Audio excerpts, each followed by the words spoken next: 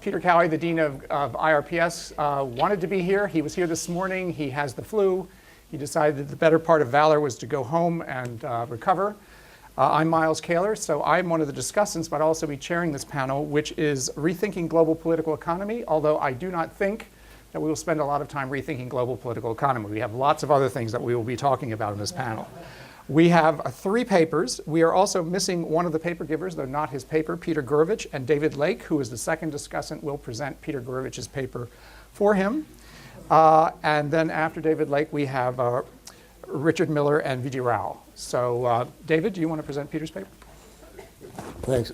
Peter asked me to send his apologies. He was with us yesterday, as some of you know, but unfortunately had to attend a memorial service today. So he asked me to stand in for him. I lack his booming voice and no doubt the vigor that would have otherwise gone into the presentation. And I'm going to stick pretty close to his text rather than making it up on the spot, which no doubt Peter would have had 1,000 amendments, extensions, and other ideas to elaborate here. So the advantage of giving it for him is I will stay fairly close to what he prepared, although I do believe he sent me at least 3 or 4 emails over the course of the day yesterday saying, can you add this in? Can you add that in? So I will try and include a little editorial comment as we go along here. The paper is NGOs in the Global Economy, Problems of Authority, Government, and Regulation.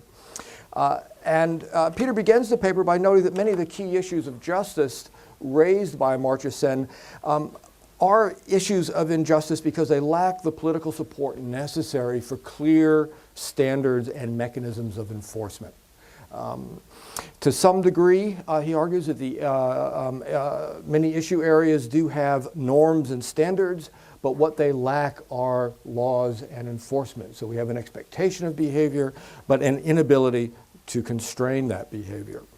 And they lack these laws because there is insufficient political backing in countries around the world to regulate labor conditions, child labor, wages, human rights, and democracy.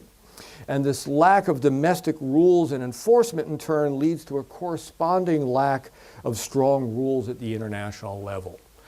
So we have a sort of a rules, law and enforcement deficit, which follows from the lack of domestic political support within countries. Into the vacuum of this weak governance regime, Gourevitch argues, has stepped the NGO community. This was the topic of Wendy Wong's paper yesterday, and they're largely in agreement, but I'll note 1 or 2 points where they disagree. The NGO community has stepped in and it offers to set standards, monitor compliance, and to apply public pressure to enforce the norms that they help develop. What makes NGOs effective in this dual role as watchdog and enforcer is, by the lights of the NGOs themselves, that they are virtuous actors. Structurally, they're not captured or bought by special interests. They are ostensibly independent. And morally, they consist of people, their employees for the most part, who are dedicated to improving human welfare. Their role, at least as they define it, rests very, very heavily upon this self-perception, self-assertion, if you will, of their own virtue. So important is this NGO model, Gourevitch posits, that it deserves some reflection on its ability to actually provide the mechanism for social justice that it purports to do. The paper resonates with others at this conference that explore aspects of civil society and how this influences the capacity for voice within international politics. NGOs operate within the traditional mechanism of formal institutions. They're not opposed to it. They operate under their umbrella, but at the same time they operate as a distinct type of voice and indeed as a form of performance within the global economy. They articulate modes of action and involvement and certainly express forms of power. So we have traditions for evaluating institutions and political discourse, and we talked a little bit about these this morning. But Gourevitch asserts that we're much less well equipped to evaluate NGOs in the world of action, and especially the statements of NGOs. And it's that to which this paper contributes. Now, Peter begins by pointing out certainly that NGOs have accomplished a lot within recent decades. The spectacular example that he leads with is the prohibition of landmines through the Ottawa Treaty, brought about by Jody Williams and the campaign to ban landmines. NGOs have also generated international pressure on human rights abuses in many places, most notably Argentina. Election monitoring organizations like the Carter Center have called attention to flaws and helped strengthen democratic processes around the world. So there's a very long list of involved and engaged institutions which have brought about many useful results. One of the major goals of NGOs and one of their primary roles that they've assumed now is in the area of corporate social responsibility, which is Peter's own area of interest here and the major focus of his paper. And the Nike example is a running theme throughout the paper. So we don't need to sort of elaborate it. This is one of those sort of common lore examples here, but faced with tremendous criticism of its labor practices, Nike went through a series of efforts to try and preserve its reputation. First, it engaged in self-monitoring, but quickly found that this was inadequate. Needing cover, it then helped form something called the Fair Labor Association, which was a stakeholder organization involving Nike itself and other manufacturers and NGO groups.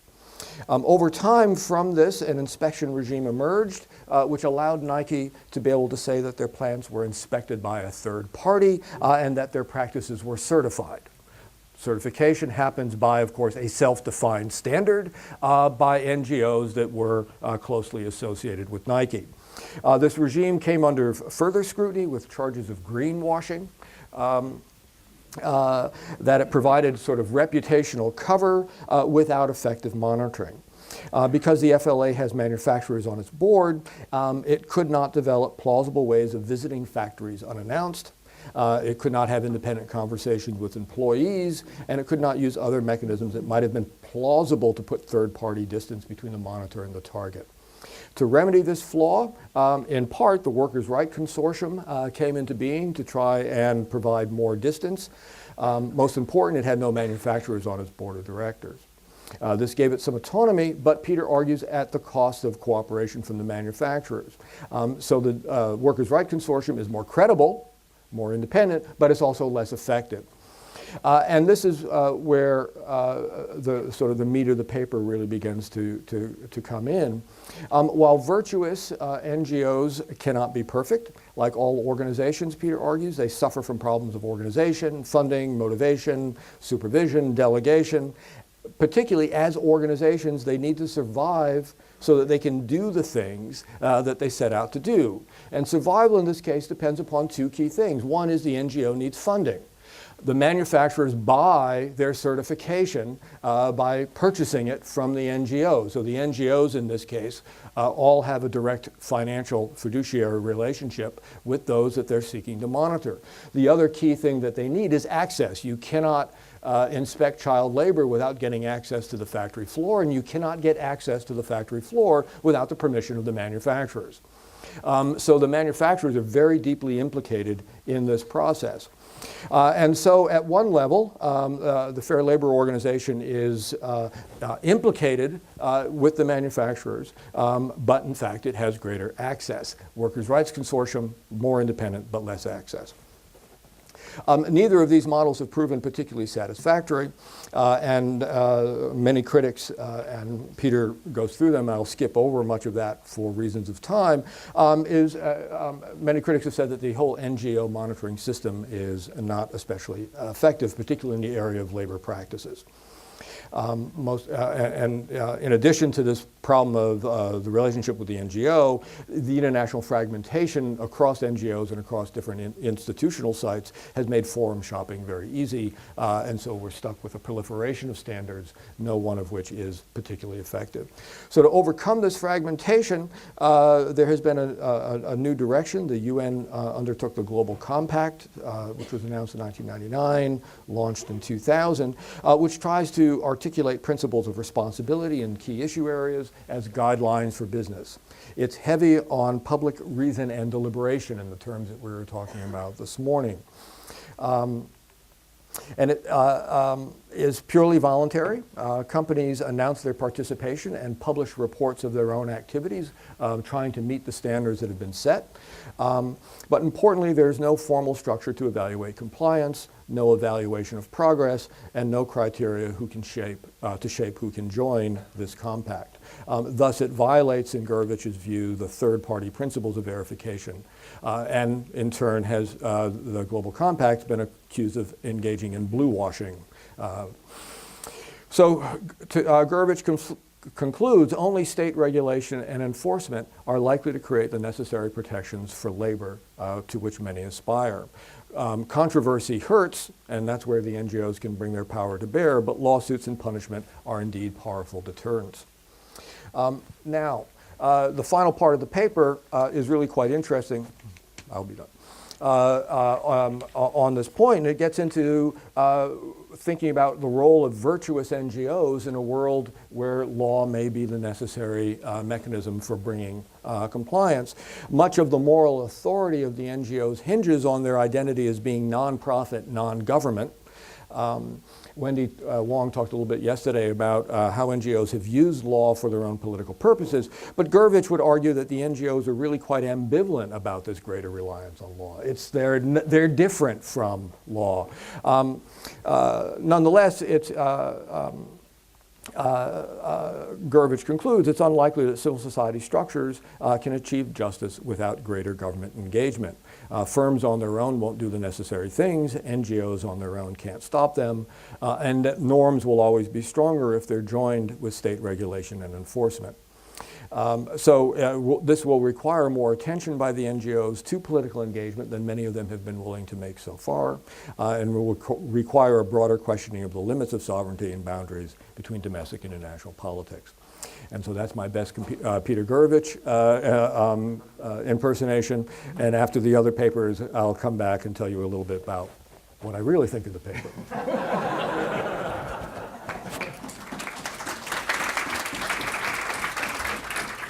I am in awe of this wonderful conference, and for decades I have been in awe of the wonderful insights of Amartya Sen. These remarks are a tribute by way of making an ultra-centist argument. I'm going to be pushing very hard against the model of institutions that Amartya Sen resists. There's a risk in this. I fear I'm going to be disowned, that Amartya Sen will say that I went too far, too much of a good thing. Well, I'll see. Anyway, it really is meant as a tribute. In the idea of justice, Amartya Sen does not simply warn against distraction by the quest for ideal institutions. He also recommends to those who seek to make the world less unjust that they choose what to do without the stultifying assumption that a description of better institutions or rules of better arrangements, as he sometimes puts it, will be the template for progress.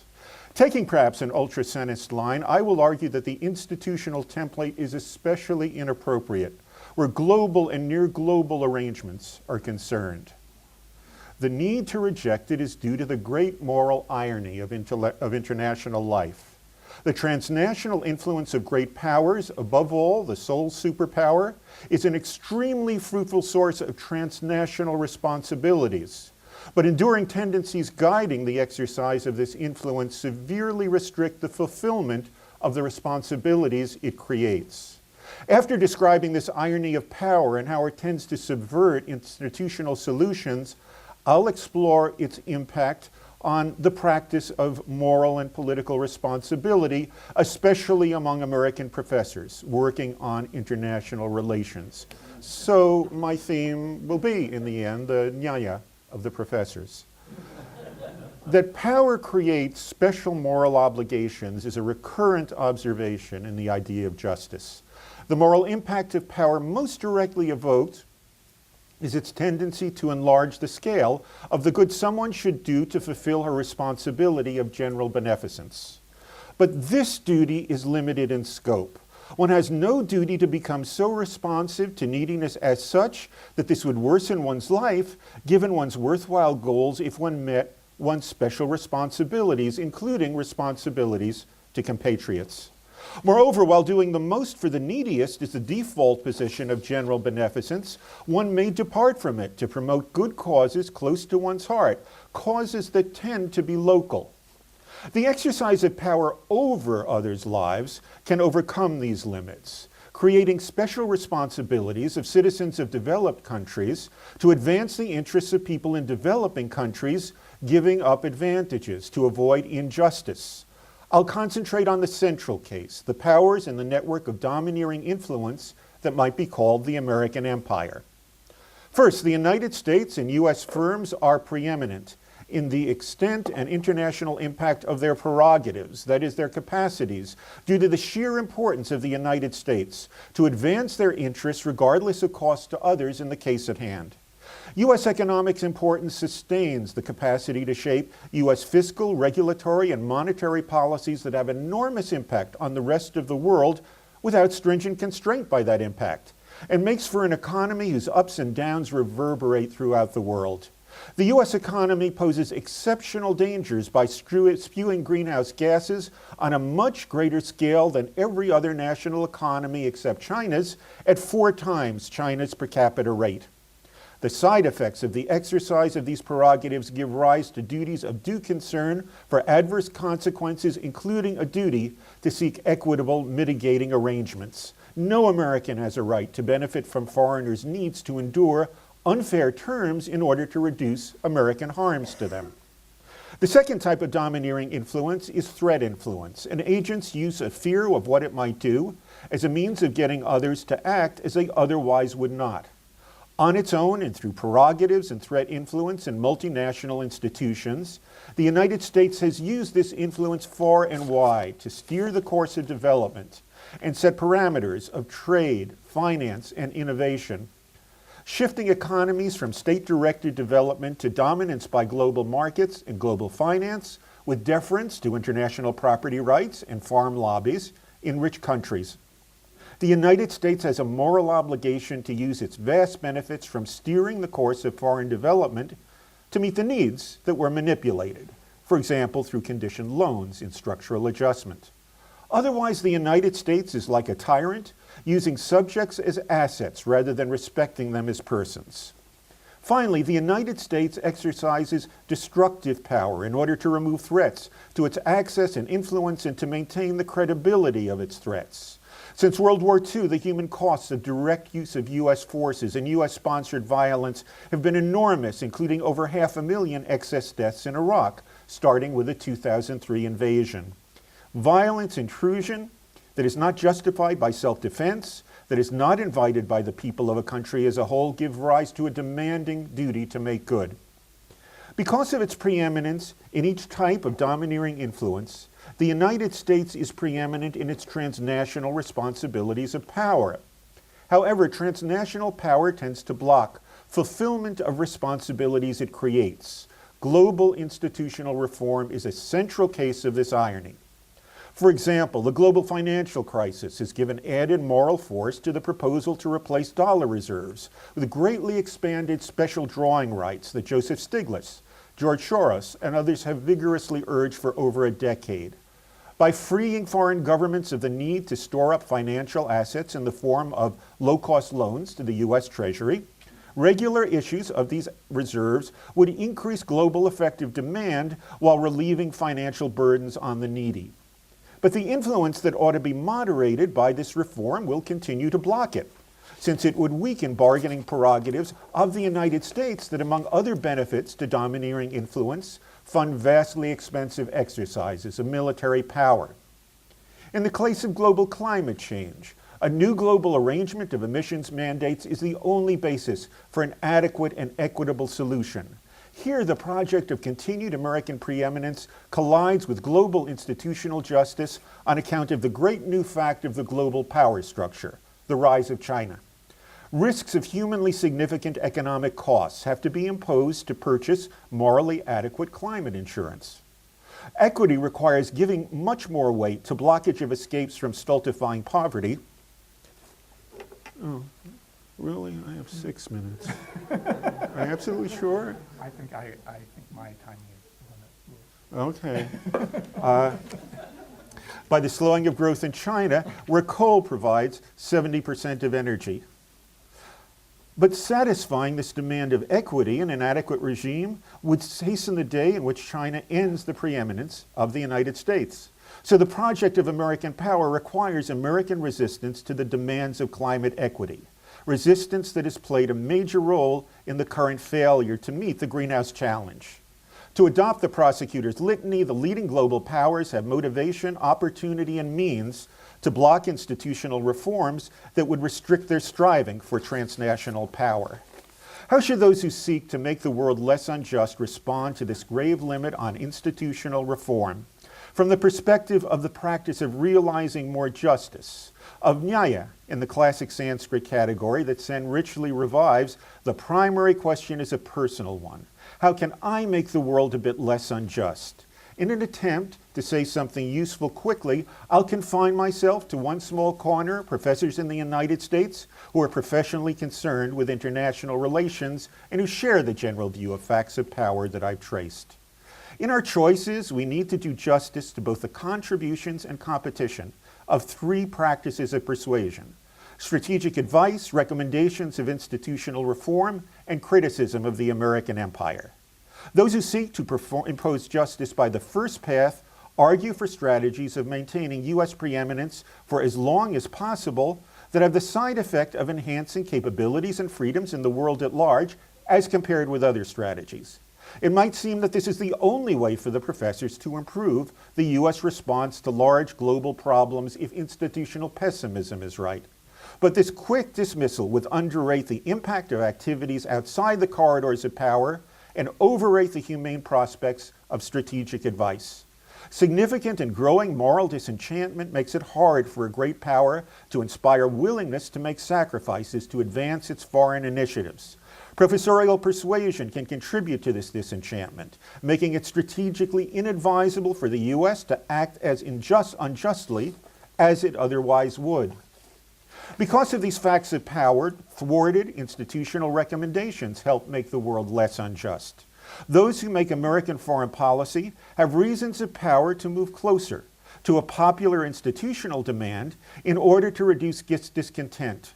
But the illumination of moral deficiencies in U.S. foreign policy will have special independent benefits in nudging it toward less injustice.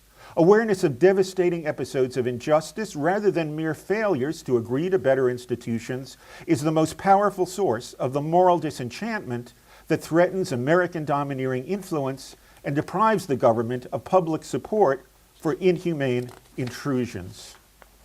Despite its important independent work in making deals that respond to economic and environmental crises better for the vulnerable, and in mitigating unjust violence, non-constructive moral criticism of American foreign policy is now disproportionately the vocation of journalists and others, for example, a distinguished professor of linguistics, working outside of established professorial research and teaching about international relations. Global justice would be advanced by more vigorous criticism of harms of American power and more vigorous attacks on the blame China syndrome among American professors who are academically concerned with international relations. It would also be advanced if those who pursue the institutionalist and strategic paths more frequently and publicly express their anxieties about obstacles of power to institutional improvement and their uncertainties about the strategic rationality of moral improvements in U.S. foreign policy.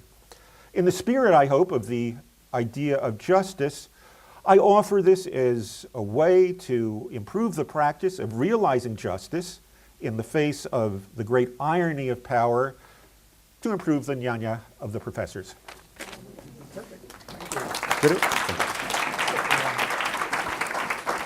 So I have been up since 2 a.m. watching India win its first Cricket World Cup for 28 years. So if I seem incoherent, exhausted, and exhilarated all at the same time, I'm sorry, but I don't apologize. Well, I sort of also thank Fauna and Jerry for inviting me, but it's also nice to speak to a real Amartya Sen sitting in the audience, because all my work has been in a imaginary dialogue with him, so it's nice to actually have him here. It's also nice to have Professor Ostrom here, because what I'm going to be talking about is moving from the transcendental, the comparative, to the practical, about how the ideas of Sen and Ostrom and others who've been talking about public deliberation and collective action and its role for the improvement of human well-being, how that gets translated into large-scale action by an institution that I work in, the World Bank, largely, but I think this is true of all large-scale efforts. I've been engaged in a book with my colleague Ghazala Mansouri, looking at what we call participatory development, which is basically taking ideas of public reasoning and public deliberation and putting it into practice in projects of various sorts. And if I have some time, I'll explain what those types of projects are. There are about $50 billion that have been lent by the World Bank alone in funding these sorts of modalities. And several billion more by DFID and several other organizations, the Norwegians and so on. So it's a big deal. The question is, how has it worked? And a lot of it is driven not by some sort of rigorous analysis or even non-rigorous analysis, but by slogans: improving social capital, getting public deliberation into public spaces, participatory development, all kinds of words that are used, rather than a clear diagnosis of, is this the right policy action at this time, in this place, in this context, in this way, in this country, given other failures that might happen. So if you want to characterize the problem of development, at least the way economists think of it, it's a problem of dealing with market failures, the failures of collective action, of coordination, asymmetric information that need government intervention to solve. The problem, of course, is that governments themselves are subject to problems of asymmetric information and coordination. So they are government failures, state failures. So then the answer is, let's go to the people. Let's go to bring in citizens or people who might have an effect from these policies to have a say. The problem is groups and collectives, communities of people are also subject to problems of asymmetric information and coordination and collective action. So with this conundrum and this nexus of failures in this sense, what do you do? That's sort of the big development question that we're trying to solve here. So, what are the challenges in taking public participation of citizens in development projects to scale? When you take something to scale, you're dealing with large bureaucracies. Bureaucracies like the World Bank and bureaucracies of national governments and administrations. Now, if you take the World Bank, for instance, it is an organization that is largely structured and was founded to deal with the problem of post-war reconstruction. And for the first 20, 30 years of its existence, basically dealt with projects, infrastructure projects, building bridges, roads, and that kind of thing. It then slowly moved into what they call human development projects, schools, health, that sort of thing. But again, largely focused on building schools and building clinics and funding interventions of this kind.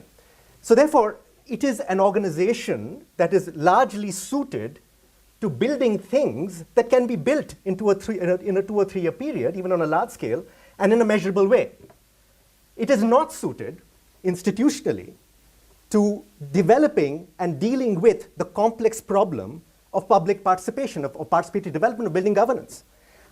So when you filter billions of dollars through an instrument like this into dealing with something so much more complex, it has certain peculiar problems.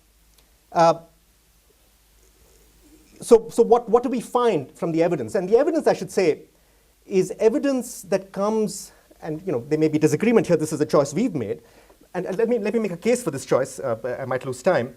So when you're looking at evidence for something large scale, you need large scale evidence that has credibility for large populations. You cannot only go with case studies. A lot of the work that one finds in participatory development is based on case studies, largely of successful cases. Now that tells us an enormous amount about process, and it's terribly important and insightful, but it is not a way by which we can assess the quality of public lending. For that, I would submit you need econometric work that deals with large-scale samples with appropriate counterfactuals that allows you to assess the impact. So that's the kind of work assessment that we've been looking at largely. So what do they tell us? So what they tell us, and how much time do I have? You still got more than 5 minutes. 5 minutes. Okay. No, more than 5 minutes. Okay. So what do they tell us? Basically, I can get into details. It's a 500-page book. So let me just summarize what they say. The bottom line message is the following. When there is a credible and responsive set of institutions that is able to appropriately respond to public participation, then it works. So, for instance, if you're doing a health project or an education project with the cooperation of a health and education ministry, say the education project will be involving parents in the management of the school and the hiring and firing of teachers. That seems to have a good impact. When you have citizens monitoring whether a doctor shows up in the clinic and whether medicines are available in that clinic in a remote rural village, that seems to have a good impact. Because so long as the project ensures that the health ministry and the education ministry are able to listen to the demands of citizens in communities that have systems in place so that all those diverse demands are in fact put into place. Secondly, when you're dealing with decentralization, so I should briefly mention, participatory development can be divided up into two different categories: community-based development and local decentralization. Community-based development is when you take money and give it to local communities, give it to the village, give them a pot of money and say, do what you will with it, okay, with some form of supervision. So they might do some infrastructure projects, they might do some microcredit or various other things, but it's all run by the community. That's community-based development. And this is going to be on YouTube, so I suppose my colleagues will vigorously not be happy with my characterization of what community-based development is. That's pretty much what it is. Decentralization is, of course, part of a system of government. It's the lowest rung of government, local government, where you're involving citizens in deliberative spaces often, in the management of local government, in keeping check on local government, and in eliciting public preferences, in public dialogue about what decisions should be made, how budget should be spent, and this kind of thing. These are the two major modalities.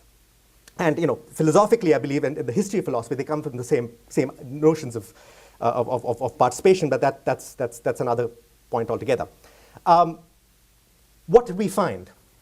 Decentralization projects, when you involve citizens in the process of local government, work pretty well, right? And the famous case here, there are several famous cases, but let me just take one that I've been working on for several years, which is the case of India, where in 1992 there was a constitutional amendment that did several things. Among the things it did, firstly, was to ensure that elections were held every 6 years, monitored by an independent election commission that ensured democratically elected local governments, presidents of local governments, councils, and so on.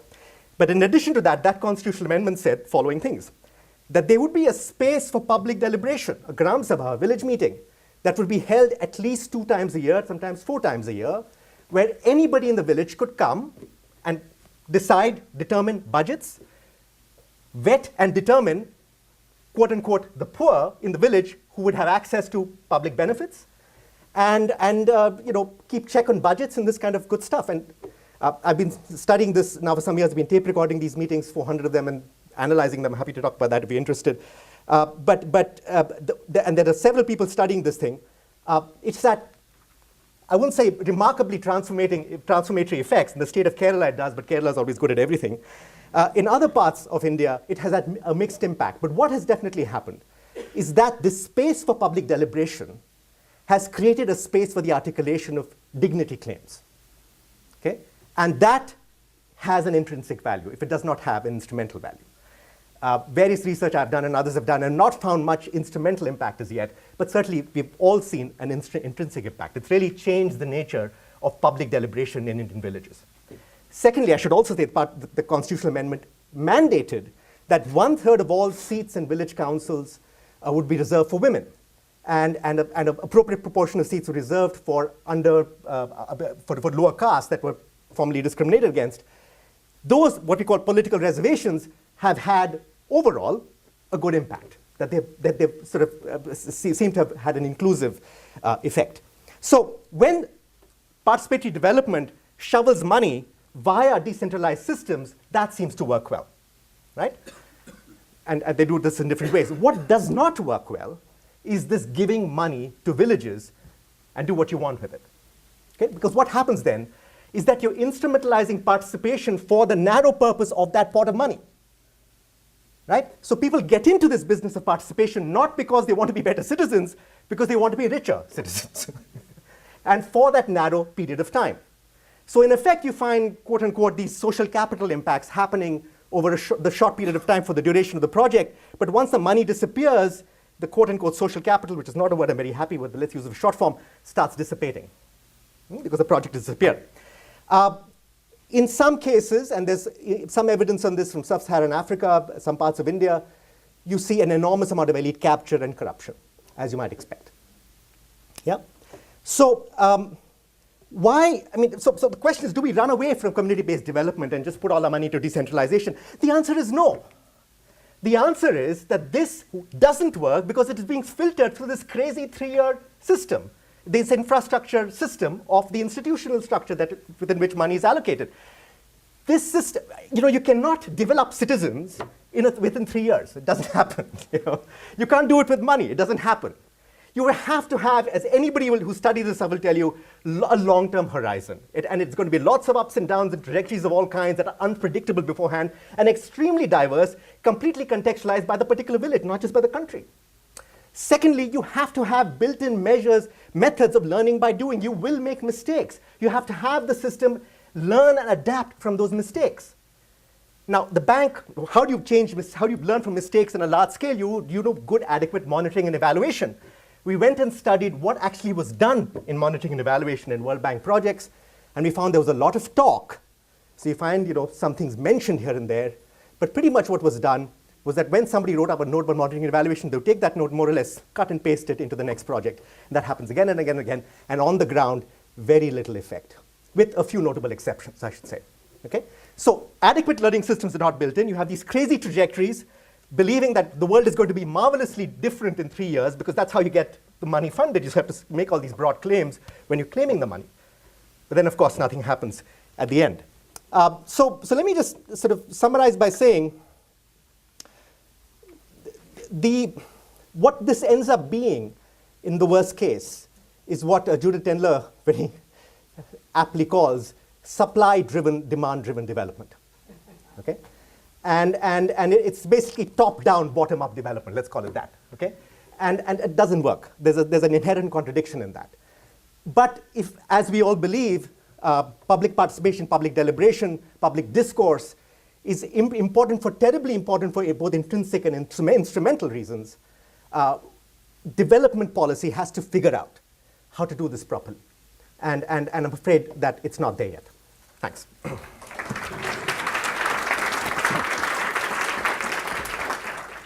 So I'm now appearing in my role as a discussant, and David is going to be as harsh on me as I've been on the speakers, I think, probably. Or maybe we've done some log rolling here. I won't tell you about that. I wanted to start with 2 notes of thanks to Amartya Sen. A few years ago, I was invited to a conference on ethics in international institutions, and it included overwhelmingly philosophers working on these sorts of issues. And I couldn't understand what was going on at first, but I now know that I was cast into a group of transcendental institutionalists. Most of the papers there began with the phrase, "Imagine a world." And at first I tried, being the lone sort of empirical political scientist, to raise my hand and inject a few concrete examples into the conversation. But finally, I realized I was outnumbered. I conceded the field, and I enjoyed my 2 days, which was really like spending 2 days in the company of angels. It was quite something. And I found when I read Amartya Sen's book a refreshing change from that style of political philosophical reasoning. It reminded me of my first encounter with political philosophy and international relations, which was a graduate seminar with Michael Walzer when he was working on the book Just and Unjust Wars. And I found, whatever Amartya Sen's disagreements on substance with Walzer, that the technique of reasoning philosophically with cases is one that's very congenial, and I identified that with it in your work. your work. I also want to start with an apology, which is an apology on behalf of the field of international relations, which as a field has not contributed very much to the conversation on global justice up to this point. There certainly have been individuals in political philosophy, Charles Beitz, Fana, others in this room who have contributed, but it's definitely from the philosophical side. One group of scholars in international relations do not recognize claims of justice across borders or in global domains. In other words, they recognize the claims of power instead.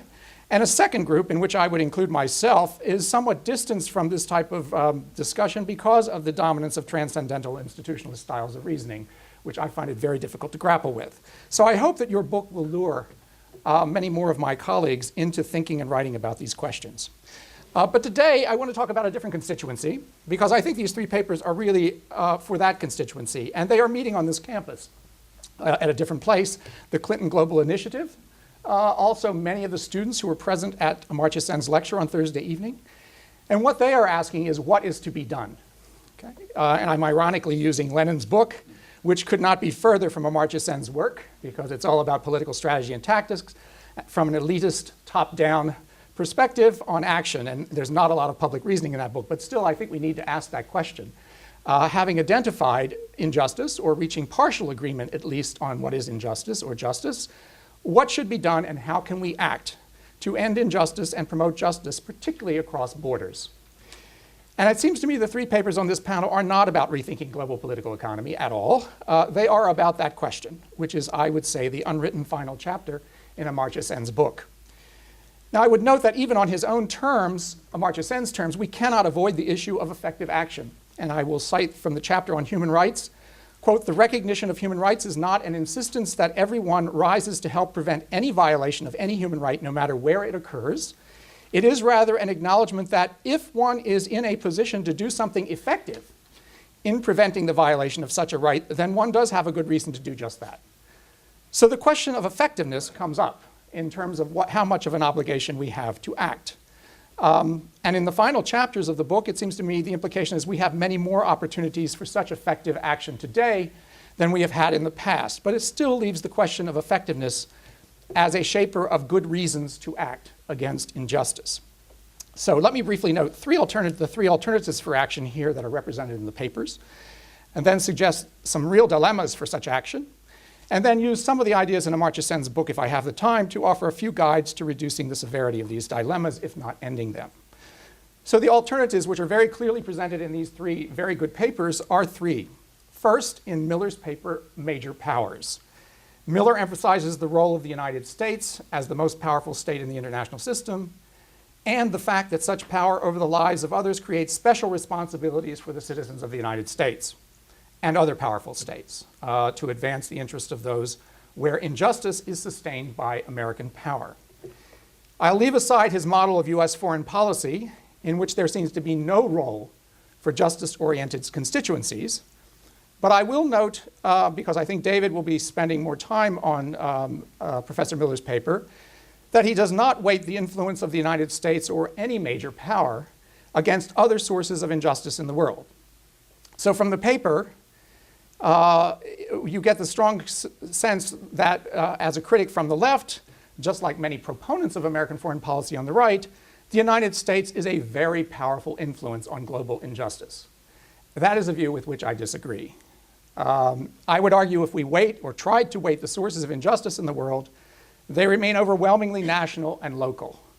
And that suggests, whatever your agreement or disagreement with that point of view, that we need to have that effective action against injustice requires not only effort to reach agreement on the underlying or identifying the underlying injustice, but also identifying the sources of that injustice and whether they're national, local, or international. Second, Peter Gourevitch's paper, which David presented, NGOs as an instrument for promoting global justice, not major powers. In many ways, NGOs are the alternative that many people favor, those who are suspicious of American power, the powers of other large countries. In the absence of global regulation that would reduce injustice, what we have had in the last few decades is the emergence of a hybrid form of governance that has sprung up in which NGOs promoting environmental standards or labor rights have played a major role, and that's what Peter is essentially describing. Peter Gourevitch notes, however, at the end of his memo that these are imperfect instruments for the promotion of justice. They have their own organizational interests, and ultimately, he notes at the end, only really briefly, that this form of civil society-based governance is not likely to rectify many injustices without the role of the state. And that brings us to the third instrument for correcting injustice across national borders, which is represented by the Rohr paper, which is a combination of international agencies, in this case the World Bank, bilateral aid donors, working through national governments to produce new forms of participatory development. And as Dr. Rohr has just suggested in his discussion, here once again, we have an instrument where the track record is mixed at best, at least when measured in terms of non-participatory products from this form of governance change.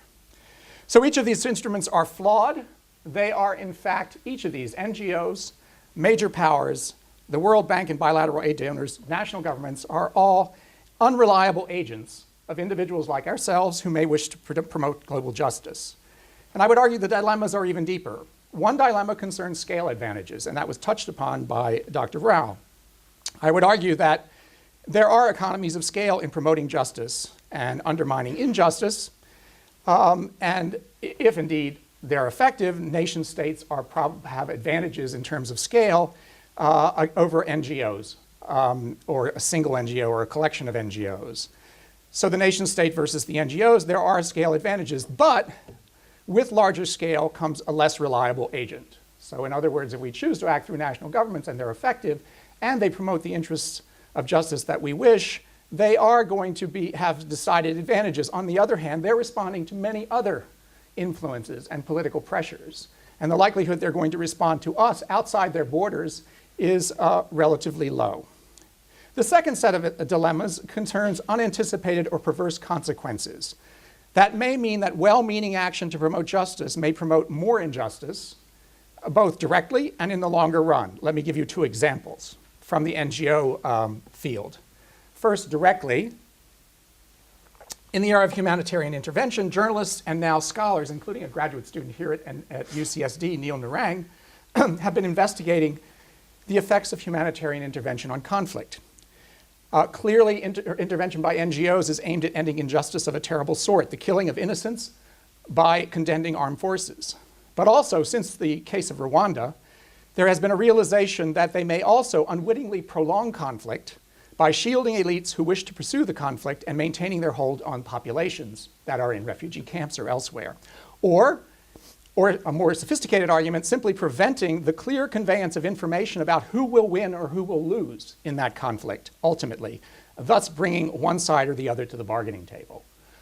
So this is a very, very difficult dilemma, it seems to me, and I don't want to say that the evidence is absolutely clear, but it seems to me in some cases this is a likelihood at least.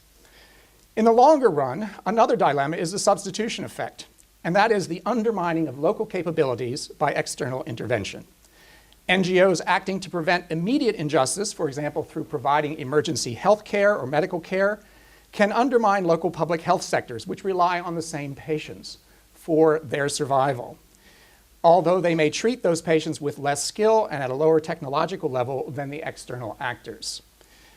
So you have to wait short-run gains for a population at risk against long-run damage to local capabilities. And I have to say, this is a very serious effect. If you look at Haiti, which is overrun with NGOs.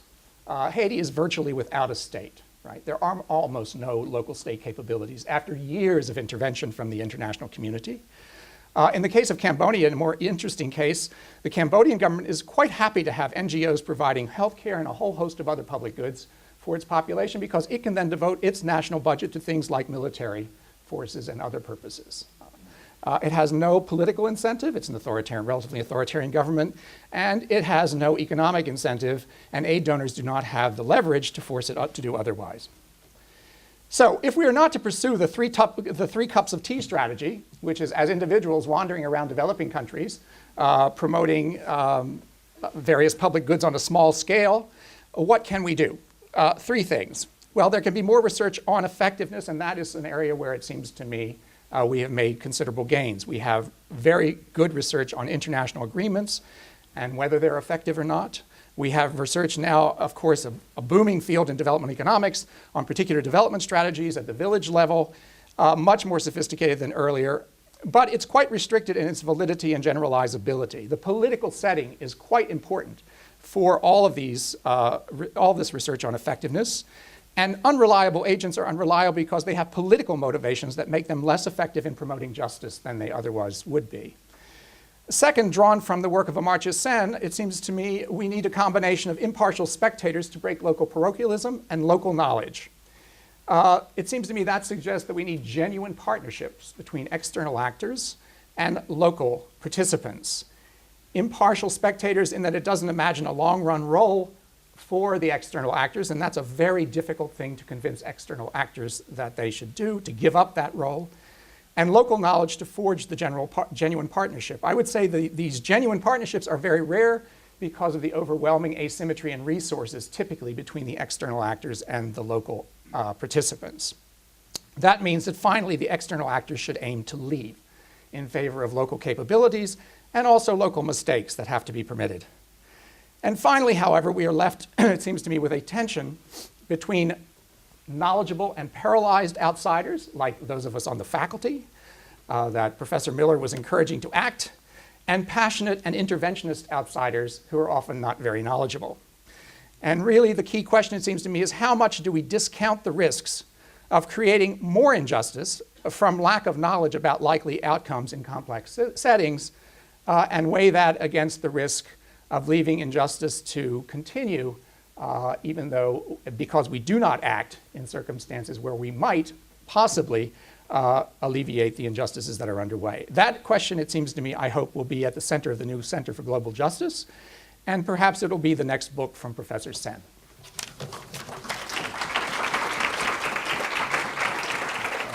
Very provocative and interesting papers. Professor Sen, of course, for his monumental book that we've been discussing all weekend. Jerry and Fana for this organizing the conference that I think has been enormously successful, judged by the length at which my notes keep getting longer.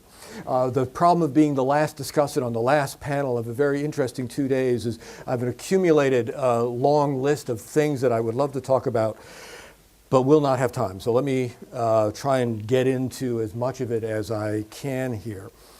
I want to sort of focus, much as Miles did, on what an empirical social science can potentially offer the normative study of global justice.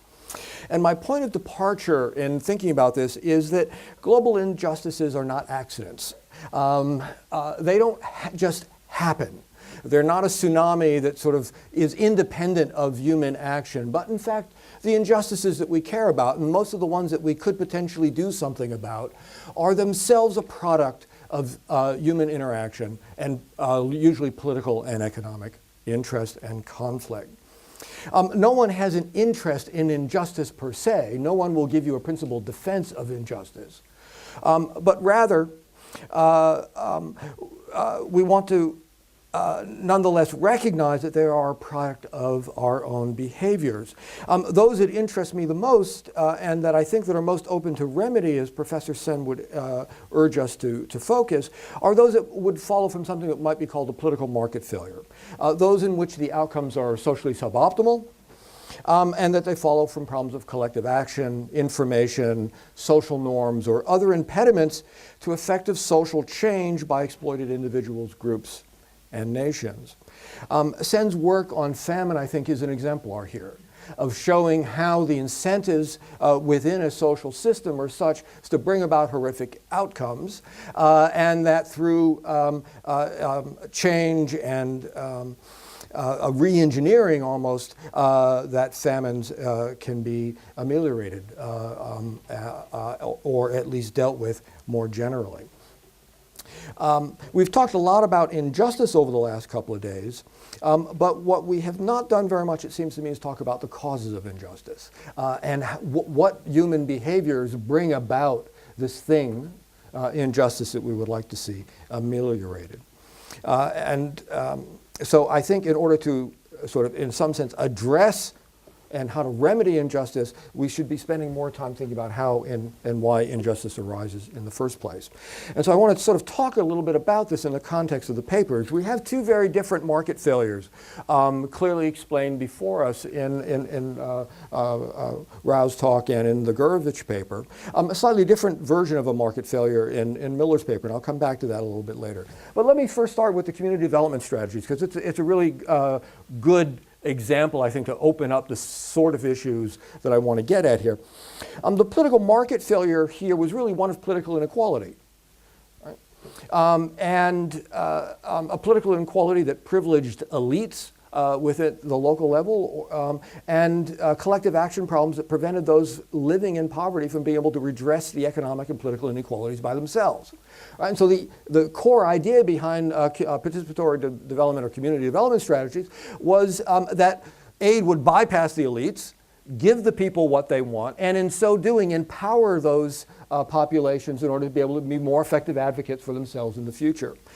It was really quite a brilliant idea. If poverty is the problem, the strategy posited aid should go to those who are directly living in poverty. A very sensible strategy.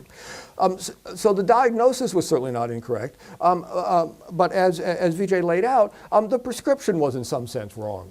And I think it would have sort of been obvious if we'd spent a little bit more time thinking about the social and political dynamics that brought about this inequality in the first place. Right? So this picks up a little bit on David Selby's question from the second session in this morning, sort of where's the role of power in here? Well, it's central, right? Poverty and inequality, the injustices here, are the product of themselves ongoing political and economic interactions that are themselves based upon prior inequalities, right? And in fact, political systems which privilege elites and intentionally leave the masses unorganized. Some cases perhaps even intentionally undermining institutions of social interaction amongst the most impoverished members of the community. So as Vijay laid out, giving aid directly to those in poverty, lacking prior social institutions, was an utter failure. Right? You gave money to people who couldn't then use that effectively to rewrite the political balance. Right? And money got siphoned off very inhumanely, if you will, by the very elites who still controlled the instruments of political power within those societies. Aid seems to work where it is premised or sort of funneled through prior social institutions, but we'd have to think very hard about that because those are precisely the communities in which we'd expect development to work most effectively anyways. Right? Because they already have some social capital and structure in which to advocate for the most impoverished members of those communities. So in many ways, the community development economists, others involved in this, sort of jumped in before we really sort of knew what we were doing and before we understood the effects of some of the institutional constraints within the World Bank, some of the political inequalities that exist within these communities. I'm not absolutely certain that a better understanding of the local political economy would have prevented the programs from failing, but they certainly had some potential to lead to more productive outcomes. So here, understanding the cause might have led to a better intervention, if you will. And I want to come back to that point again. Now, in the Gourevitch paper, I don't so much disagree with anything he wrote. It's more sort of a question of emphasis here.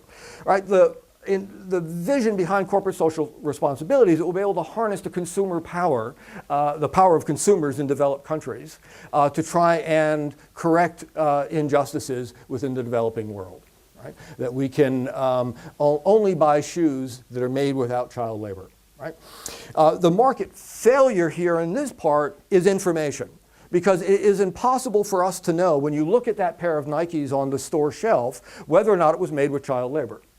Right? There's no way you can observe the production process that brought about that good. And that holds for a whole bunch of these sort of ethical consumption items that we care about, of fair trade coffee. Was it really the beans really protected all the way from plant to the roaster?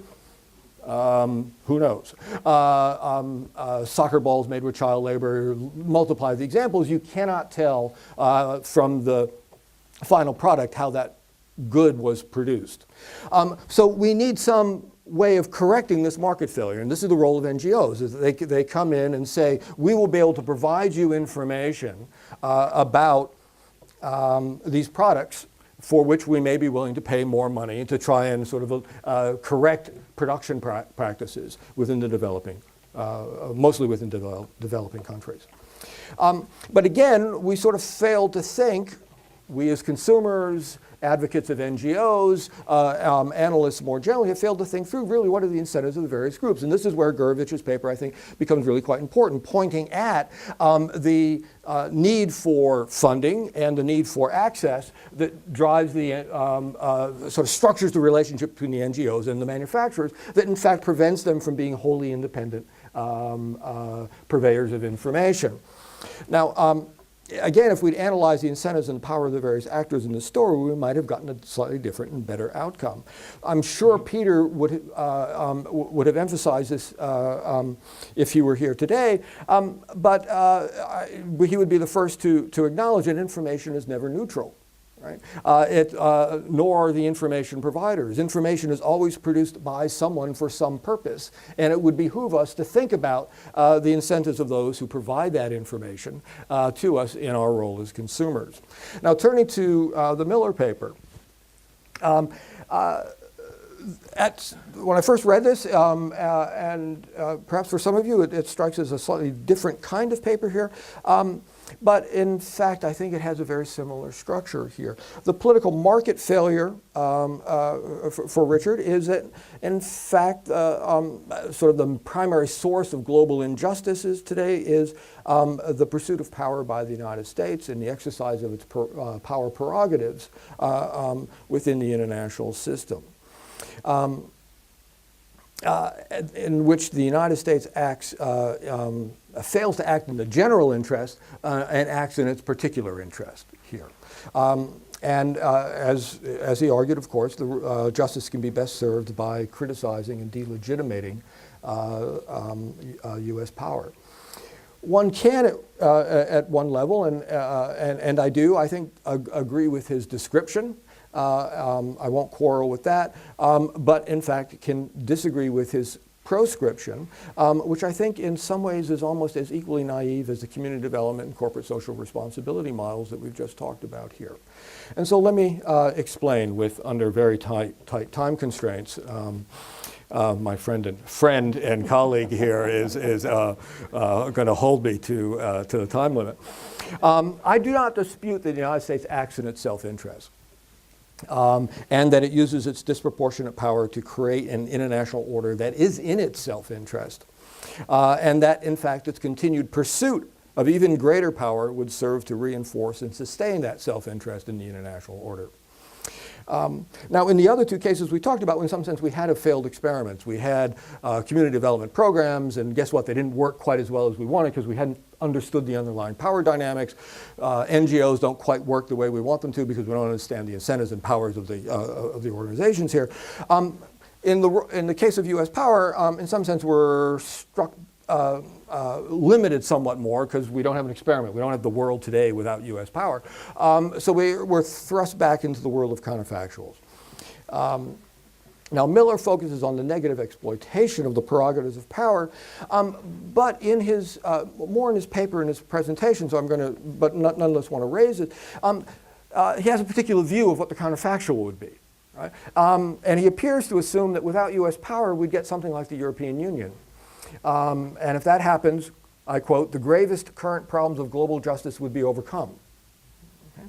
Alternatively, at other times in the paper, he appears to assume that in the absence of U.S. power, the often impoverished states would be able to organize their own affairs and in some sense be able to sort of create an international order spontaneously. That through their own actions they would be able to bring about a just international order. My counterfactual, which we would no doubt describe as hopelessly realist, is that without U.S. power and something of an American-led order, we'd revert to something much closer to a Hobbesian state of nature. In this view that the U.S. power does create some order, it is a self-interested order, but it is an order that provides some safety and security for other countries. Without that order, wars would be more common. Yes, I know, Miles. The international flow of trade and investment would dry up. Other states, say Libya, would be able to brutalize their populations without limit. That there are some good things that follow from American power. So as I said, much of what Miller says is correct. The U.S. order is far from equitable, and the United States does act in its self-interest. But I would caution us against sort of taking a supranational utopianism or some sort of anarchist position that in fact order will arise spontaneously out of our self-actions. Again, we want to describe and understand the nature, role, and consequences of power much more closely. Now, if I can beg your indulgence for 1 minute, I will finish up here.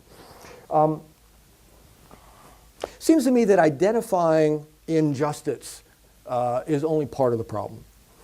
Comparison theory that Sen presents us is a prompt to action, but an equally important question is what kind of action we are to engage in. And this echoes Miles here. It seems to me we need a justice, or perhaps better, an ethics of intervention and amelioration.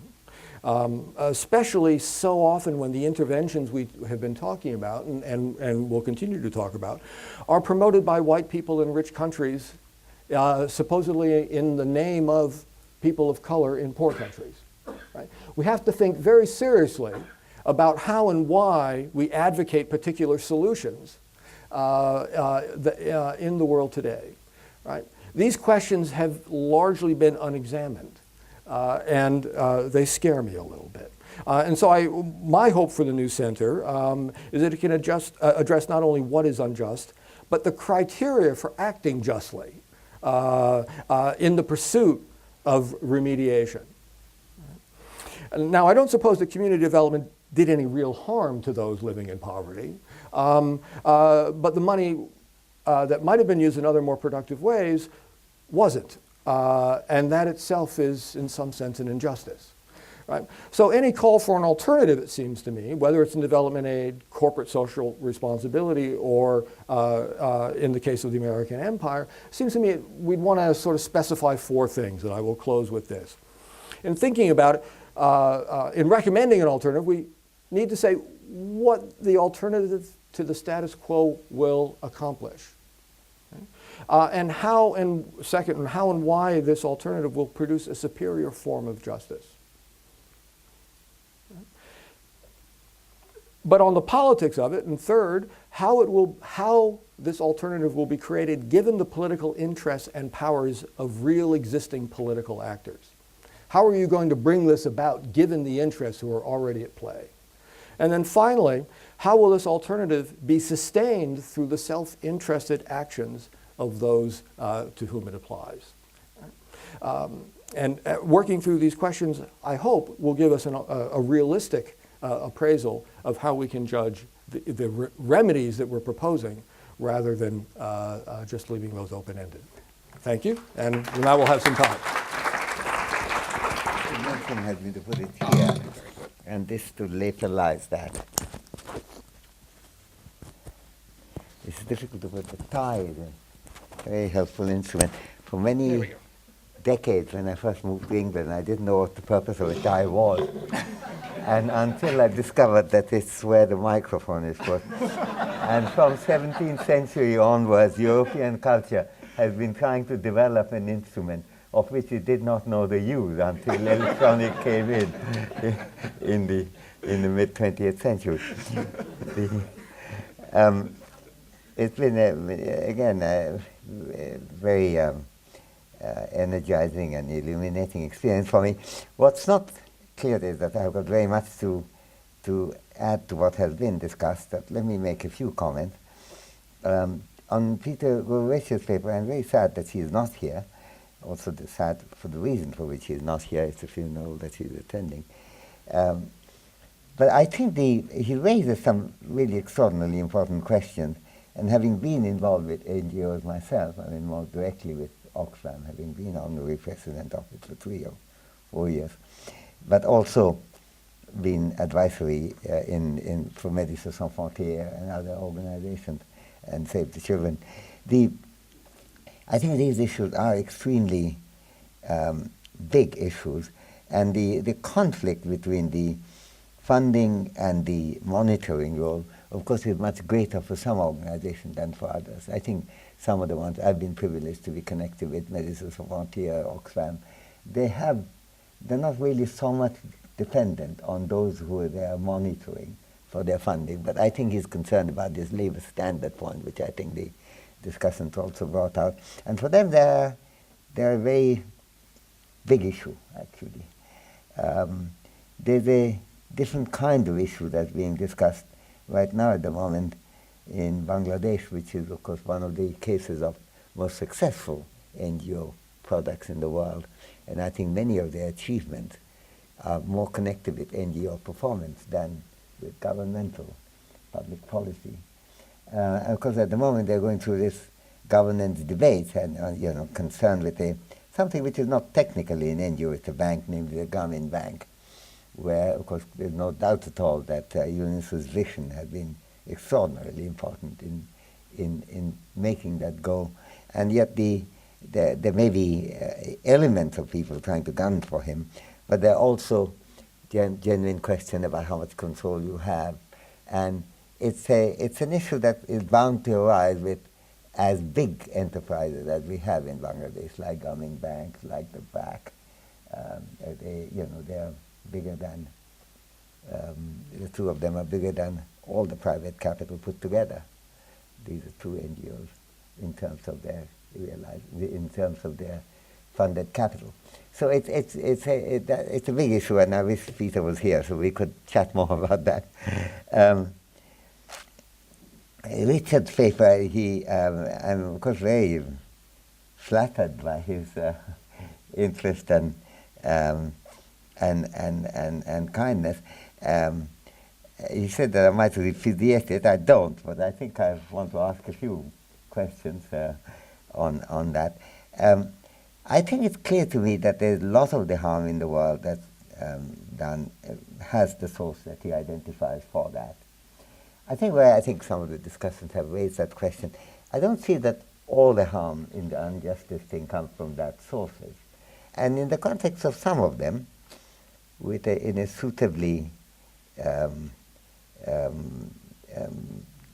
publicly aware and publicly debated form, US power could play an important part, I think, both in terms of dealing with issues such as terrorism, which is of course very often the immediate concern, but also organizational things. I mean, for example, things like landmines, for example. I think that's a result of a successful public movement in the world where it's not gone away, but is dramatically reduced, and there are a number of conventions in which US support has been important.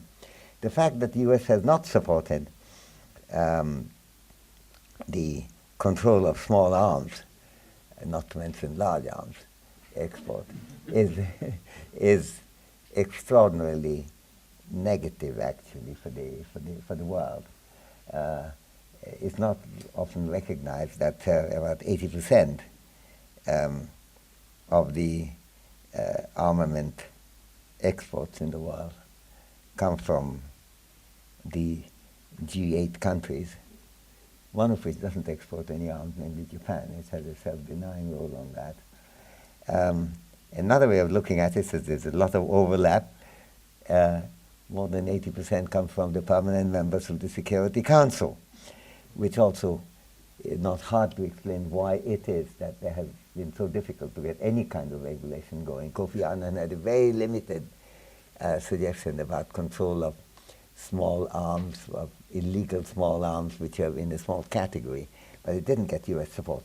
So I think while I'm complaining on one side here that it didn't get US support, this is a tribute to US power that it could have made a difference. I do think it could have. So to the extent I do that, and even if I'm sympathetic to much of what Richard Miller says, I must believe that US power could have done some good in this case.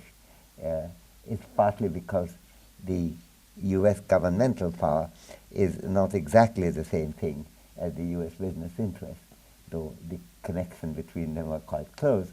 But there are a lot of ways in what one could think that there are other issues to be addressed, and many of the people, even some of you quote like Joe Stiglitz, Jeff Sachs and so on, are very concerned with the constructive aspects of what the US can do under the circumstances. Viju Rao mentioned the question that the fact that they have been agitating about special drawing rights from the bank and fund. And I was in the reform committee of the IMF, which reported year before last. And again, I think US support could make a very positive difference to that. So I think that doesn't change the focus of your action plan, as it were, which is much more critique And that is quite important to emphasize, because without a critique we won't get anywhere very far.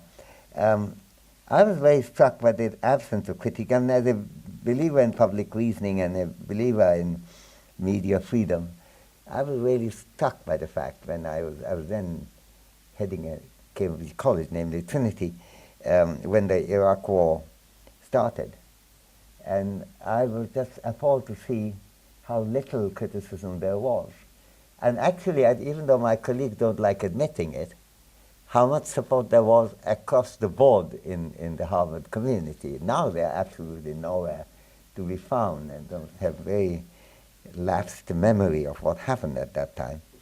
I remember, in fact, going to a dinner at Larry Summers, which was in honor of one of my great influences on my life, and his uncle, namely Ken Arrow. And this was the day when President Bush announced war, and we stopped after soup, I think, and went and listened to him. And Larry asked me at the end of it, "You didn't believe of a single word that the president said, did you?" So I said, "No, there are some single words there with which I won't call." I can't say there was any complete sentence with which I was in agreement. Larry was very upset, I must say. Very upset indeed. And he said, "How many people feel the same way?" There were about 31 or 32 of us, I think. And there were 4 people who were on the dissenting quarter. One was my wife, another was me, another was Ken Arrow, and another was an Israeli who had just arrived in America and who thought that this was an absolutely disastrous policy for Israel's long-run future. But barring that, now the single of the established Harvard professors were on that side. And I think I haven't done a systematic recount, at least talked with 7 or 8 of them. They have extremely little memory of what happened on that day. And I think this is not unconnected with, I think, what Richard is concerned with, namely the absence of criticality and not recognition of what's going on. But the positive side that has to be emphasized is that that position of Richard can easily fall into one whereby, it's a kind of Easterly-like position. The less you do, the better. Easterly had a wonderful book, quote unquote. I say it's wonderful even though I disagree with it. It's called The White Man's Burden. And that any attempt to do good in the world, especially by the United States, would do harm. And he's very proud of that, and he's obviously very much against any kind of planned action. I did review the book in the Foreign Affairs, and he was upset about the title, but he shouldn't be, because it's a complete description. Namely, the title was "The Man Without a Plan," but he was very proud of the fact that he didn't have a plan. So I think Richard has to have a bit of a plan on that. That's what I would flee, and perhaps we can chat more on that. And Vijay's thing, I had never occurred to me, so I was really interested, that you think that in the failure of the kind of community-based development, which is a kind of short-run feature, there is something of the shadow of the IBRD, the World Bank's old name, International Board for Reconstruction and Development.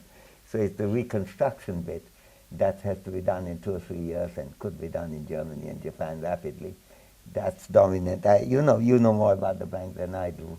So I'd like to see more. You say that you threatened us with a gigantic book. I shouldn't complain anyone producing a big book, but yours sounded much bigger than mine. So I look forward to that. I thought there were some issues of simple old incentive problem. You give the money, leave it there. The control of the area is, the money is in the hands of people for which there's no supervision. And some of the issues that Peter Gourevitch concerned with NGOs must apply to what you call the community-based development. I agree with your reading on the Indian thing. You have studied it more, but I've studied a bit too about the decentralization thing have worked well. But I think in that, and that relates closely to my book, the fact that the space has been created for public deliberation, for regular election, and as I did make clear to Phil Lloyd in the morning, that I'm in favor of election, and indeed by focusing on public deliberations, we're not undermining election in any way, since it's a part of public deliberation. Indeed, John Stuart Mill saw it completely as a part of the deliberative process. So I think there's a really exciting things there to look at, and perhaps we could talk. The commentators' comments were very judicious, and many of them, again, I don't want to repeat. I was quite struck by Miles' focus on the issue of effectiveness. And in some ways, we are talking really in all these papers about that, actually, how to make things more effective. I mean, there are two angles to the justice issue. One, to get one's goals right and rightly arrived at, and on the basis of public reasoning, critical scrutiny, more information, local as well as global, all the things that we've been discussing over these days. And yet there is also the question of what works, what makes them effective, which is bound to be a factor. And I agree, obviously, with Richard's position, since he also attributes to me, namely thinking of an institutional design, what you call transcendental thing, where among his company you had fallen in that story. That is not a particularly good way of promoting effectiveness, and I think one has to have a certain amount of versatility and catholicity in deciding on how to proceed. And I think David Lake's point, I learned quite a lot from it also, and I agree that the causation of injustice itself is a big factor. Many of the injustices, including gender inequality, are clearly caused by human arrangement. There are some, like low life expectancy, prevalent of diseases. There is, I think that nature is doing something for us too. So nature is not always quite benign, and so there is a need for some that go beyond that feature. But I think he's quite right to emphasize that. There's a lot of other things to talk about, but I must really stop now. Thank you. Thank you very much.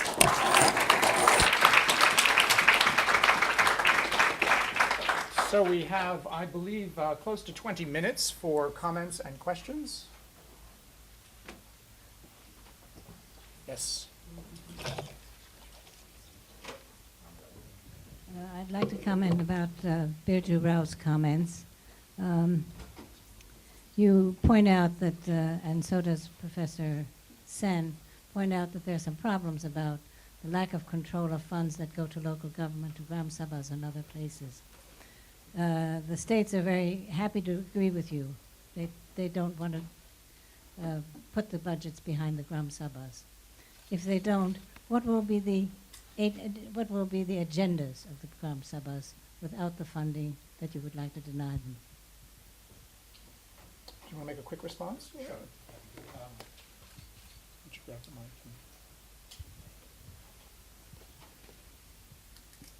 the mic? Thanks for that question, Suzanne.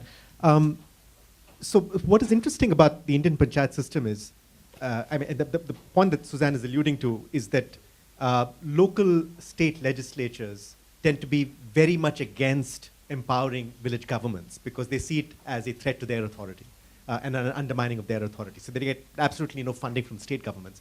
However, central governments have been putting an awful lot of money into panchayats via federal schemes like the National Rural Employment Guarantee Scheme and many, many other schemes. So in fact, in the villages I look at, in say, the ones in northern Karnataka that I've looked at, their budgets have gone up, I'm not going to use Indian categories here, from 200,000 rupees to 6 million rupees, from 2 lakhs to 6 crores over the course of 2 years. So it's a huge expansion in money. So they have actually a lot of things to discuss with that money. The problem is that because those Gram Sabhas are not empowered, they're empowered in different ways, but they don't have teeth in many states for various reasons because they're not sort of legitimized enough. That money is not answerable to the Gram Sabha. And so therefore there's no there's no inbuilt accountability mechanism from local citizens, or they, in fact, who may know a lot about how the money is being spent and all the corruption that's going on, but there's very little that they can do about it. So that's where the system is hopefully going to evolve as it stays, because it's going to stay for a long time. Thanks. Tracy? Thank you. Panchayat Raj is actually about 50 or 60 years old now, at least. Yes and no. Yes and no, okay. Well, actually, this is a question for David, and I really, it's a question of clarification that I wanted. At the beginning of your talk, you said, no one has an interest in injustice per se. That's an exact quote, I believe at least. I own an open pit mine in some third world country, and it produces hard metals which go into the water resources. An NGO comes to me and says, you're poisoning the people, you should stop. And I say, that's not in my interest. Now, it's clearly an injustice. Do I not have an interest in it because my interest is in making money and this is secondary? Or, so that's your definition of having an interest.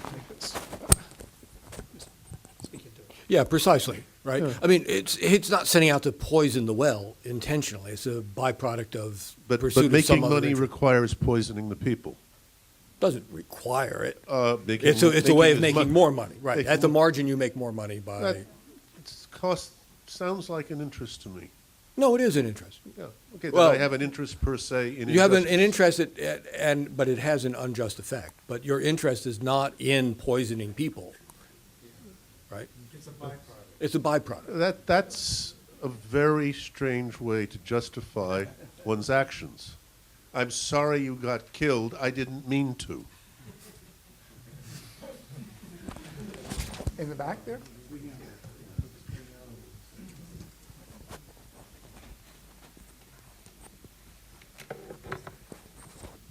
I've sort of been invited. I'm an outsider in all of this, although I've been working on the ground in India for the last 11 years in a very remote area of Himachal in the northern part of India, working on community development issues, environmental issues, and many of the things we're talking about here.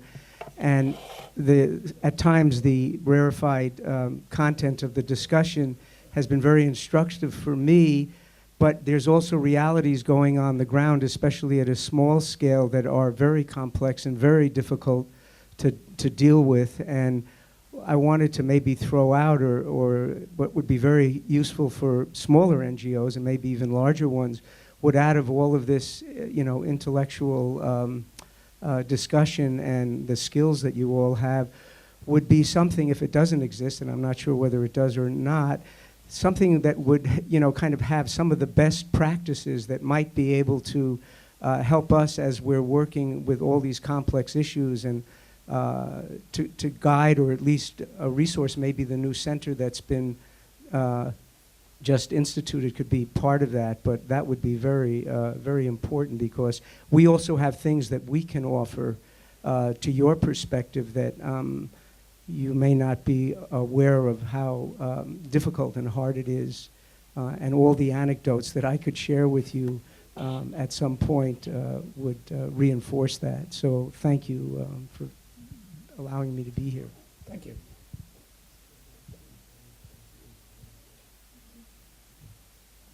In this large group, there must be a question or a comment. Ah, yes. So because Peter's not here, I'm just going to give a comment on that paper, but I can't let it stand. He alludes to the fact that Nike became aware of the way in which its system wasn't working. And the process of that cognitional development, right, that epistemological shift in their understanding of what wasn't working, there were actors. There were workers on the ground and consumer activists, initially a lot of students, who were the agents of change in that mechanism. And I think one of the things you're missing, David, in your analysis is that we have actually come to understand the global supply chain of garments and things produced in sweatshops much better than we did 20 years ago when Kathy Lee Gifford, forgive me, those of you who are too young to remember, Kathy Lee Gifford and her husband running downtown, handing down dollar bills. I remember when there were sweatshops in New York City. Well, there are, but they're different now, aren't they? Which is another story. Anyway, so there are lots of pieces of the global supply chain around garments that we don't know about. And one of the interesting things about the global supply chain of commodities is it is harder to figure out than the garment supply chain. But there is a role for the workers in those fields and also activists supporting them and the unions, the ability for them to organize. So and I think one of the pieces of policy that hasn't been highlighted is actually the legalization of worker rights, the legalization of unionizing. And when you're working in a context where they don't have that, then the transnational NGO does play a role in not the transnational NGO, transnational unions play a role in facilitating that communication. So I want to get the worker back on the table and also just the lay activist who is trying to answer your question. And in order to answer your question, they have to do a lot of research. And it's hard to figure out how you as an individual citizen can have an impact. But 20 years on, people have figured it out and they are having an impact. That's how some of the things have changed. And I was going to make a comment to you, but maybe we'll just talk later about evaluation. Okay, thank you. Two back there.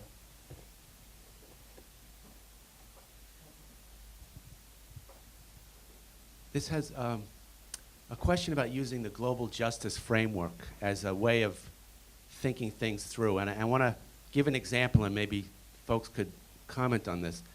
You might recall Ward Churchill, in reference to the 9/11 attacks, referred to the people in the Twin Towers as little Eichmanns. He was trying to bring out this notion of our participation in the anger and the hatred and the terrorism that was visited upon us by encouraging relational thinking. But of course, people were horrified by that. And I believe he lost his tenure at whatever university he was at. So my question is, what was it? Boulder. UC Boulder. So, but the question is, how might a global justice framework, along the lines of what the gentleman back here was saying as a guide to thinking, help us sort that out? I mean, little Eichmanns, that might be a little cruel, but anyway, just a challenge to you all. Why don't we we have a response here. I think it is important to find a middle way.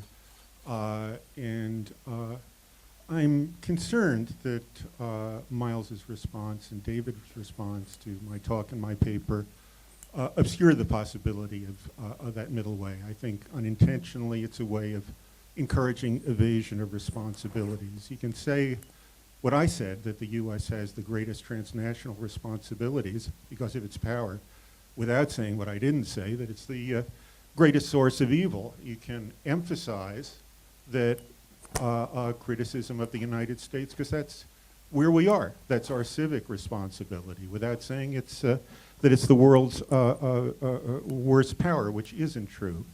You can say that the United States, when the United States government sees a strategy or tactic as advancing its power, it'll pursue that in the face of harms to people in developed countries without thinking there's always that conflict. You can worry about the American empire without saying it would be better if we could push a button and it would disappear. If it were to just disappear and I were living in Taiwan, I would be very worried. So I think it's very important for people not to encourage those stereotypes by extreme statements. I also think it's very important that when people are offering another view that doesn't say the U.S. is the worst in the world, that doesn't even say that criticism of the U.S. is the best thing an American academic can do, which I didn't say. I said there was a division of labor, that intermediate position be recognized, because there are a lot of evaded responsibilities that remain in the intermediate position. They're masked if it's identified with a more extreme position. You had another one. Jerry wanted a quick intervention. Well, now that I'm not moderator, So, you're standing up, Jerry, which makes me nervous.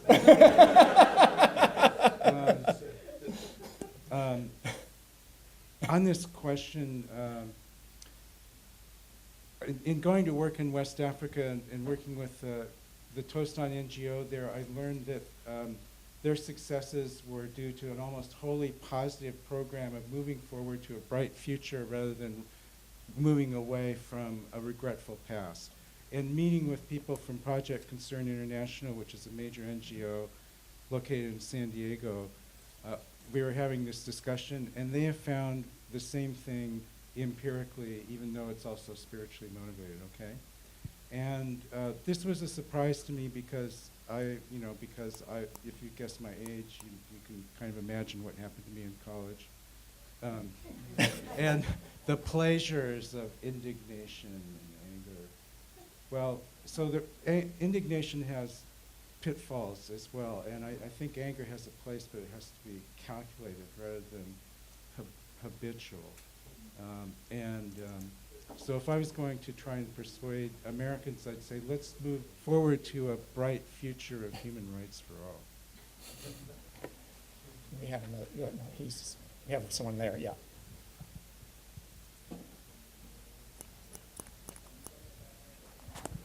Oh, hi. This is for Dr. Rao. First of all, you spoke extremely well despite your lack of sleep, so thank you for that. Your research on villages rely on fixed spaces and the idea of a localized community.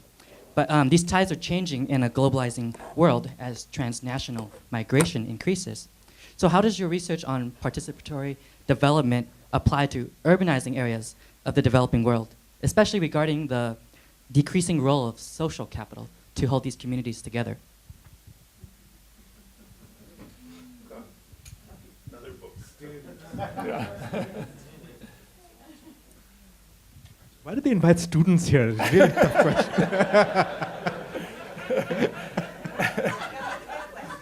That's a superb question, and it's a very, very hard one. But let me put let me see what light I can shed in it or not.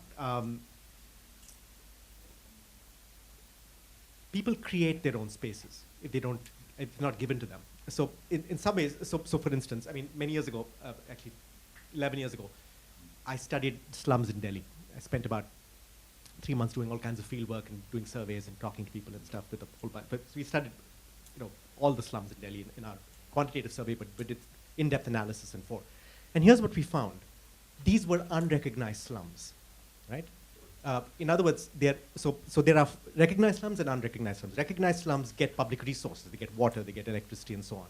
Unrecognized slums are just settlements that for various reasons don't get recognized. And the process of recognition is an interesting one. So one slum gets recognized simply because it was founded by Indira Gandhi, the former Indian Prime Minister's personal servant.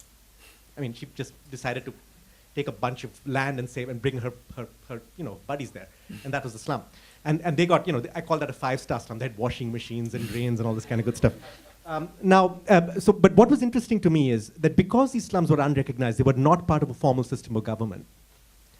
So what they did was that they imported village panchayat systems and had their own elections that they themselves would run, right? And all the major Indian political parties participated in those elections. They had campaigns, yeah? And the leaders that were elected from these elections, their job was to mediate between these slums and bureaucrats and governments. And you know why all this happened and why the political parties were participating? And in fact, they got an enormous amount of benefits from that because they were treated as what in Indian political science we call vote banks. That is, these political parties had access to all these large numbers of people who were votes for their elections, yeah? And so they take them by the truckload and take them to election booths and get them to vote one year, or create a mess, go and go to rallies and this kind of thing. And this was their negotiating tactic. So I just want to present that vignette as an example of how people will find ways of governing themselves and taking care of their self-interest in situations of extreme deprivation. Particularly in thriving cities, the folks who come there are selected to come because they're motivated for mobility, and they have this ability to be creative in finding a way out. Now, I can go on about it, so the transnational and the global and how it all affects things, in many ways presents an opportunity for folks to reinvent themselves, tremendous amounts of constant reinvention, both of individuals and of community. And you see that a lot more in urban areas than in rural areas. But still, the notions of public deliberation apply. And so one would hope that these spaces can be created for these folks as well, for the same reasons. Thank you, and let me thank the panelists, Richard, Vijay, and the virtual Peter Gourevitch, who's here. And thank you all for coming to the session. Now Jerry has some closing remarks, which it looks like a sheaf, a very large sheaf. So steal your No, don't worry, don't worry. All right, we will have a 6:30 reception and a 7 o'clock dinner. And this will be at the La Jolla Ballroom, a new place. Oh, I'm sorry. Thank you. The Nobel Prize winner picks out the mathematical error. The 6:30 reception and 7:30 dinner at the La Jolla Ballroom, which is a new location for all of you. And it is, it's east of the hotel lobby, or across the valet's parking lot. Or if you're worried about that, I saw one of the back rooms of the hotel, and they have the slogan plastered on the wall, which is, "A guest request is a success." So don't be shy about asking any of the staff, La Jolla Ballroom. They will walk you there. I'm sorry? I don't know what you mean.